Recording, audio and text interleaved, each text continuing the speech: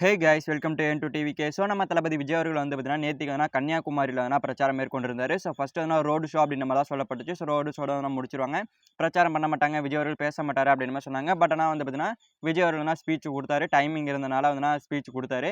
So speech சூப்பராக கொடுத்துருந்தாரு. And இது மட்டும் இல்லாமல் ஒரு சில வாக்குறுதிகள் கொடுத்துருந்தாரு. மீனவர்களுக்கான வாக்குறுதிகள் அண்ட் அதுக்கப்புறமா வந்து பார்த்தீங்கன்னா மாணவர்களுக்கான இளைஞர்களுக்கான வாக்குறுதிகள் அப்படின்னு சொல்லிட்டு 1 2 கொடுத்துருந்தாரு. அதெல்லாம் சூப்பராக இருந்துச்சு. அண்ட் அதுக்கப்புறமா வந்து விஜய் அவர்கள் வந்து பார்த்தீங்கன்னா பண்ண ரோடு ஷோன்றதும் சூப்பராக இருந்துச்சு, மாசாக பண்ணியிருந்தாரு. ஸோ எப்போதும் பண்ணுறதா. ஸோ இந்த வாட்டி வந்து பார்த்தீங்கன்னா ரொம்பவே கூட்டன்றது அதிகமாக இருந்துச்சு. ஸோ கன்னியாகுமரியில் வந்து 4 வழி சாலையில் வந்து நிப்பாட்டி கரெக்டாக விஜய் அவர்கள் நடுவில் நிப்பாட்டி சுற்றி பேசுகிற மாதிரி 4 வழியில் சூப்பராக நீட்டான இடம் கொடுத்துருந்தாங்க கன்னியாகுமரி மக்கள். கன்னியாகுமரி போலீஸ் சூப்பராக இடம் கொடுத்துருந்தாங்க, நீட்டாக பிரச்சாரத்தை முடிச்சிருந்தாங்க.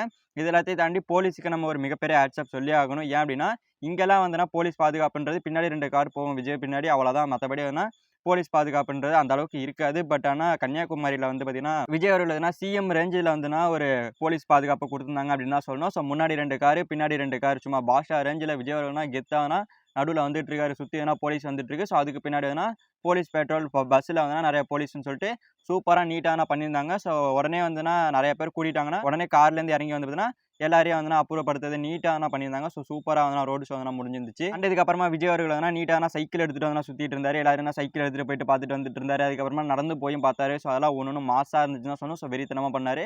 அதுக்கப்புறமா கொஞ்சம் தூரம் சைக்கிள் ஓட்டிட்டு வந்தார். ஸோ அதெல்லாம் பாதுகாப்பு இருந்தால் தான் பண்ண முடியும், ஓகேங்களா. எல்லா இடத்துலையும் சைக்கிள் எடுத்துகிட்டு போயிட முடியாது. சில இடத்துல கூட்டம் நிறையா வந்துடும். பட் கன்னியாகுமரியில் பாதுகாப்பு ஸ்ட்ரிக்டாக இருந்துச்சு. பேரிகேடு போட்டு நீட்டாக பண்ணியிருந்தாங்க. ஸோ இதெல்லாம் பார்த்து மற்ற போலீஸ்லாம் கற்றுக்கணும் அப்படின்னு தான் சொல்லணும். ஸோ அந்தளவுக்கு சூப்பராக பண்ணியிருந்தாங்க. ஸோ அதே மாதிரி வந்து பார்த்தீங்கன்னா சைக்கிள் எடுத்துகிட்டு ஓட்டிட்டு வரும்போது விஜய் அவர்கள் ஃபன்னாக டக்குன்னு ஒரு இடத்துல நிப்பாட்டி உடனே இறங்கி வண்டிக்குள்ளே ஏறிட்டாரு. ஸோ அதெல்லாம் பார்க்கும்போது சோசியல் மீடியாஸில் வந்து பார்த்தீங்கன்னா உன்னோட ஆளுங்கெல்லாம் ஒன்றை பார்த்தா பயப்படுவாங்க, ஆனால் என்னோட ஆளை பார்த்தா நானே பயப்படுவேன் அப்படின்ற மாதிரி சூப்பராக இருந்துச்சு. அதெல்லாம் குட்டி குட்டி ஃபன் ரியாக்ஷன்லாம் சூப்பராக இருந்துச்சுன்னு தான் சொல்லணும். ஸோ அது எதனால் நிப்பாட்டினார் அப்படின்னா முன்னாடி வந்துட்டு இருந்த அந்த கேமராமேன் வண்டி நின்றுச்சு. உடனே விஜய் அவர்களும் ஸ்லோ பண்ணி ஆகணும். ஸ்லோ பண்ணால் கண்டிப்பாக கூட்டன்றது அதிகமாக வந்துடும்.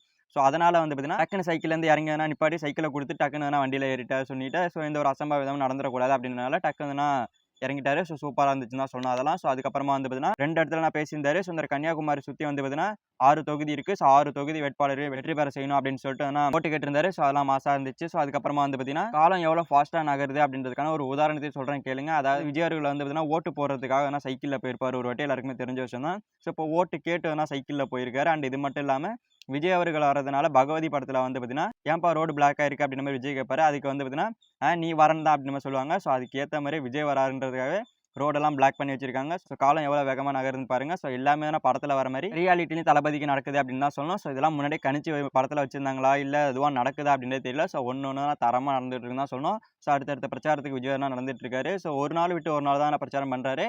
ஸோ அதையும் மீறி அனுமதி கிடைச்சாலும் கொஞ்சம் தவிர்த்துட்டு பண்ணிட்டு இருக்காரு. ஸோ அந்த வகையில் பார்ப்போம். இன்னும் ஒரு எலெக்ஷனுக்கு 13 நாளோ 12 நாளோ தான் இருக்குன்னு நினைக்கிறேன்.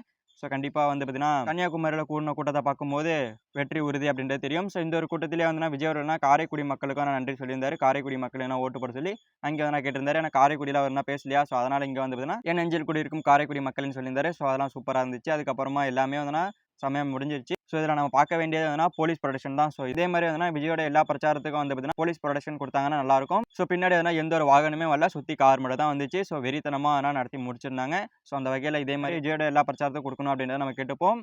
அண்ட் அதுக்கப்புறம் விஜய் அவர்கள் கொடுத்த வாக்குறுதிகள், மீனவர்களுக்கான வாக்குறுதிகள் எல்லாமே சூப்பராக இருந்துச்சு. ஸோ இதெல்லாம் ஆட்சிக்கு வந்தால் கண்டிப்பாக விஜய் அவர்கள் செய்வார்னு நினைக்கிறேன். ஸோ வெயிட் பண்ணி பார்ப்போம் என்ன பண்ணுறாங்க அப்படின்னு சொல்லிட்டு. ஸோ நெக்ஸ்ட் வந்து பார்த்தீங்கன்னா எந்த ஊருக்கு பிரச்சாரம் பண்ணுறான்றதையும் வெயிட் பண்ணி பார்ப்போம். ஓகே ஃப்ரெண்ட்ஸ், நம்ம தளபதி விஜய் அவர்கள் நேற்று கன்னியாகுமரியில் மாசா பிரச்சாரம் பண்ணியிருந்தாரு. ஸோ இதெல்லாம் பற்றி உங்களுக்கு இன்ட்ரெஸ்ட்டாக கமெண்ட்டில் சொல்லுங்கள். ஸோ இந்த வீடியோ பிடிச்சிருந்தா லைக் பண்ணிட்டு இந்த மாதிரி தளபதி பற்றி அப்படி தெரிஞ்சுக்க நம்ம சேனல் சப்ஸ்கிரைப் பண்ணி சப்போர்ட் பண்ணுங்கள். ஓகே, தேங்க்யூ ஃபார் வாட்சிங். அடுத்த வீடியோவில் பார்க்கலாம். தேங்க்யூ.